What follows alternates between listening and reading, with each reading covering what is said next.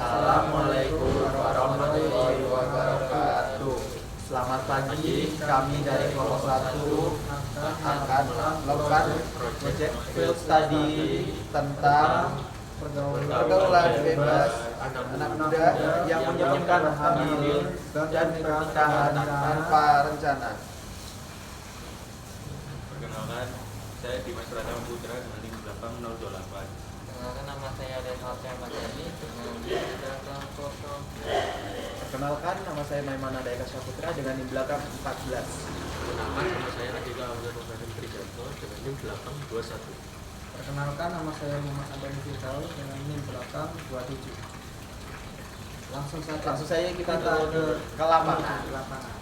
Apa saja faktor-faktor utama yang menyebabkan pergaulan bebas pada anak muda dapat berujung pada kehamilan yang tidak direncanakan? Apa ya? Mungkin kalau dari umumnya sih dari lingkungan ya pastinya lingkungan sama pengawasan orang tua. Iya. Kan kalau apa ya kita bilangnya secara umumnya lah kalau misalnya contoh yang lebih kaya itu pasti punya lebih perhatian yang banyak, terus juga punya lingkungan hidup yang jauh lebih kayak lebih terstruktur seperti itu. Nah, kalau kita mungkin mohon maaf bilangnya menengah ke bawah itu pastinya pergaulannya mungkin sangat bebas, relasinya di mana-mana, tapi juga dari itu juga ini membawa keburukan di mana yaitu tadi pergaulan bebas, kehamilan dini, pernikahan dini. Ya, mungkin emang karena kurang perhatian ya kalau perhatian gitu sama ya mungkin karena keterbatasan ekonomi jadi mereka pikirnya harus aku mungkin kayak yang mau lagi yang kaya gitu, misalnya contoh pendidikan jauh lebih penting. Kalau yang miskin atau menengah ke bawah pasti kekurangan pendidikan juga, terus juga harus mikir ini makan besok itu uang dari mana. Nah itu pastinya yang menjadi salah satu penyebab orang tuanya juga itu, orang tuanya yang masih belum mampu memiliki anak yang banyak gitu misalnya, tapi mereka tetap punya anak yang banyak gitu, jadi anaknya jadi terlantar gitu. Terlantar biayanya juga agak pas-pasan seperti itu. Bagaimana kehamilan dan pernikahan dini tanpa rencana dapat mempengaruhi kemiskinan di kalangan remaja? Saya rasa untuk kemiskinan itu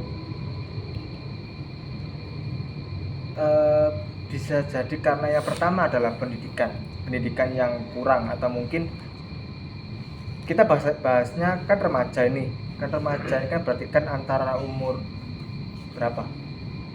SMP SMA.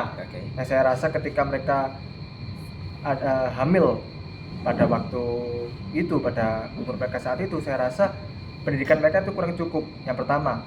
Yang kedua adalah keterbatasan lapangan pekerjaan saat ini, yang akhirnya itu mengakibatkan kemiskinan yang struktural. Maksudnya struktural ini apa sih?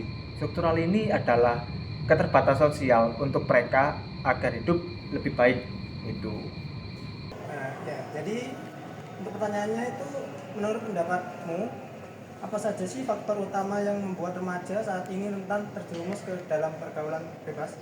Kalau setahu saya itu satu ya Kak, itu kebiasaan dan kelebihan menggunakan media sosial yang itu dapat mempengaruhi pola pikir remaja dan bisa menjerumuskan ke pergaulan bebas. Nah, dan melalui media sosial itu remaja itu dapat terpengaruh oleh tren gaya hidup maupun konten-konten yang dibuat oleh orang lain dalam media sosial tersebut. Nah itu. Kayak seperti FOMO gitu ya? Nah iya lah. Gitu ya. Apakah Anda atau teman-teman sekitar merasa media sosial atau teman sebaya sangat mempengaruhi gaya berpacaran remaja saat ini? Kalau menurut saya sih sangat berpengaruh ya. Teman sebaya itu pasti akan memberikan dampak, baik yang baik atau yang buruk. Gaya berpacaran di teman-teman itu pasti akan berpengaruh ke teman-teman sekitarnya juga, apalagi media sosial. Gaya berpacaran yang ada di media sosial itu biasanya cenderung lebih ditiru oleh remaja-remaja saat ini.